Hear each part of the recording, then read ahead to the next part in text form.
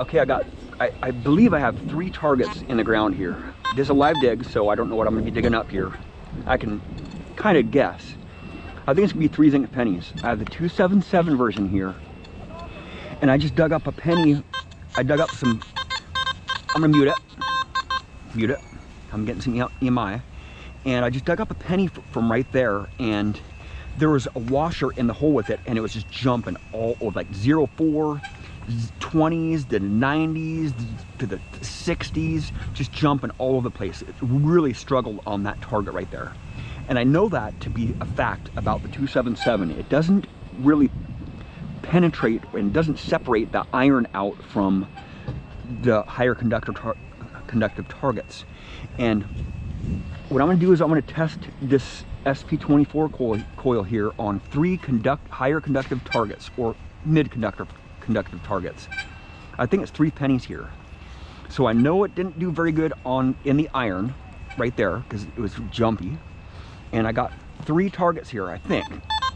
That's why I use these small coils. I come to these places that are high trash areas, and I put them on the different versions to see what coil is going to work the best for what version. And this coil right here is doing good right here. So you can, if I swing fast with the 277, it's just a bunch of chaos, right? So the 277, I have it in Park 2 mode. I'll go to Park 1 mode, jacked all the way up. There's a target right there. There's a target right there, and I'll even rotate on it.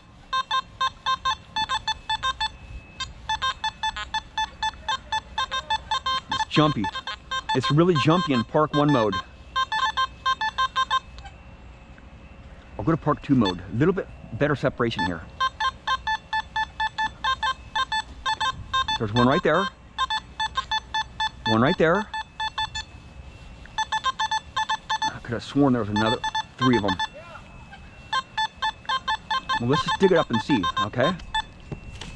Let's see how good this 277 separates higher conductive targets in the same hole. Okay.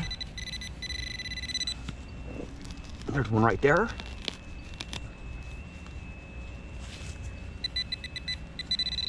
It's a little bit deeper than I thought. Ooh. It's gonna be rooty, man. That's gonna be lovely. It's gonna be really lovely. Oh, come on, baby, right there. It's a bottle cap right there. Some junk. Okay. But I think there's a penny right here somewhere, or there's a couple other targets in there. I know the 278 does really good with the small coil, and it can separate very good.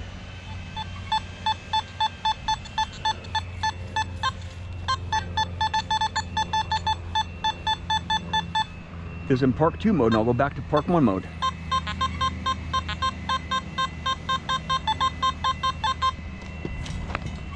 Okay. I just like switching back in between modes to see which one's going to separate the high trash areas better with this coil on this version, right? It kind of sounds like a zinc penny. Oh, this is really rooty here. This is going to be lovely.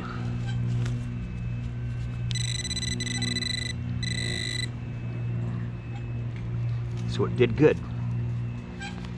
This coil does fairly good in Park 1 and Park 2 with the surface trash. You know, it's a shield penny. Those shield pennies kind of read up funny on the Simplex anyway. But I think there's another coin in there. Let's see how what it can do.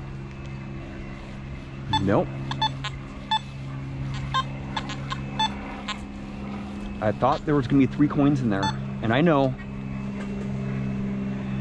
I have hundreds of videos with the Simplex. With the 267, with that big coil on there, I have so many targets that are that close together, and I can pinpoint, bing, bing, bing, let's dig them up. And I just know exactly where they are with that 267 because it's so stable. If you have an unstable machine, it's not going to be able to separate those targets out.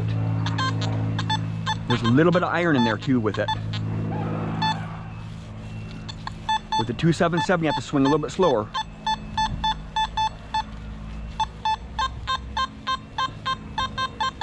Here's another good target right here. It's pretty stable. I mean, it's still jumping 30s to 60s, but that's the 277 for you. It's gonna run unstable at high gain. I just don't like dropping the gain down on this machine, on this version, because the tones change. It gets very difficult to pinpoint with this version if you drop your gain down a little bit, right? It's a little bit off. So I'm next to the sidewalk. So it's kind of difficult to pinpoint around the sidewalk anyway. Ooh, it's really far off the side. It's got to be a nail, man. It's got to be a nail. It's another bottle cap right there. Another twist top, folded up. They're always tough to find when they're folded up like that. Ooh, that's not a good plug, man.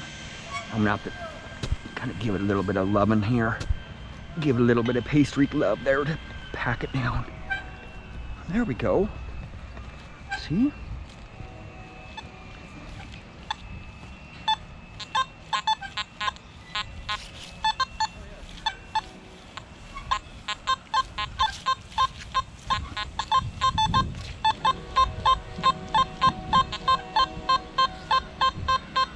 This one's pretty solid, and I'm not going to pinpoint here.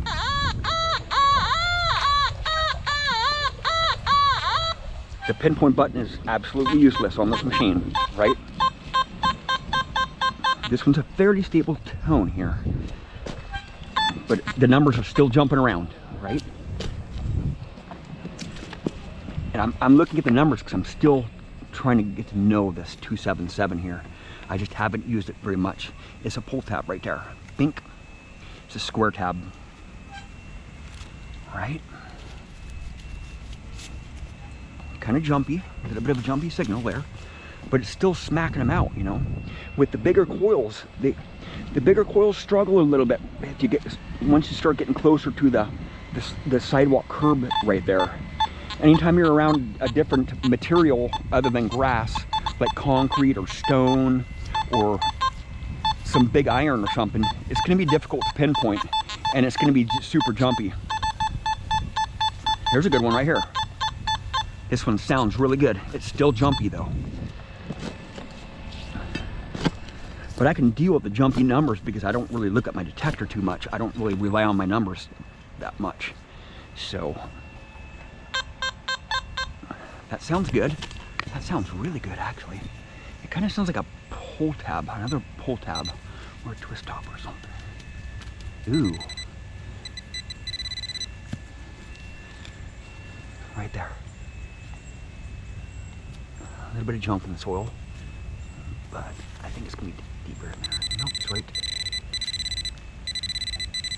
It's a penny. And it is a copper penny. Reading up that low, right? It's a copper penny. I'll even get the date off for you guys. I'll get the date off. I usually don't get the date off these pennies. 1963. So reading up really jumpy like that, right? Well, there we have it. So I'm gonna get my river clothes on, and I'm gonna go back to the river today because it's getting a little bit warm. So I'm gonna go home, eat some lunch, and go ask a friend if he wants to go detecting at the river again with me today. I might even call Jim and see if he wants to go today too.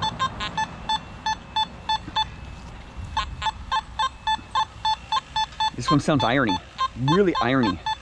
Lots of iron in that tone that it's given me. But pull tabs do give a little bit of an iron tone with the 277. I don't know about this coil or not, but with the bigger coil, you get a lot of iron tones with those pull tabs. I don't know why that is, but you tend to get a lot of iron tones with the pull tabs with the 277 version. Okay, where is this thing gonna be at? Oh, right there. Oh, I'm hoping it's a vehicle or something, man. Because there's some old stuff in this park strip here. Oh, I just saw something round in there.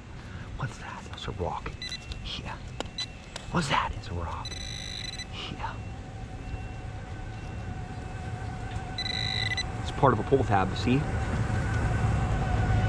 With the 278 and 267, half of pull tabs read up really low, like 19 or 20, 18 sometimes. Once in a while they'll read up a little bit higher, but usually when they're on the ground they read up about 19. This one was, I can't remember what this, I think it was 60 or something. I didn't really look at it too much, but I don't look at my numbers too much.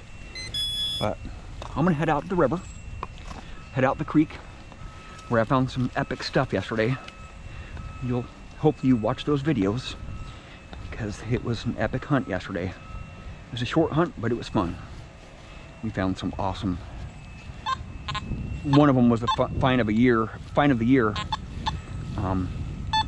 When I saw that thing, I just, wow.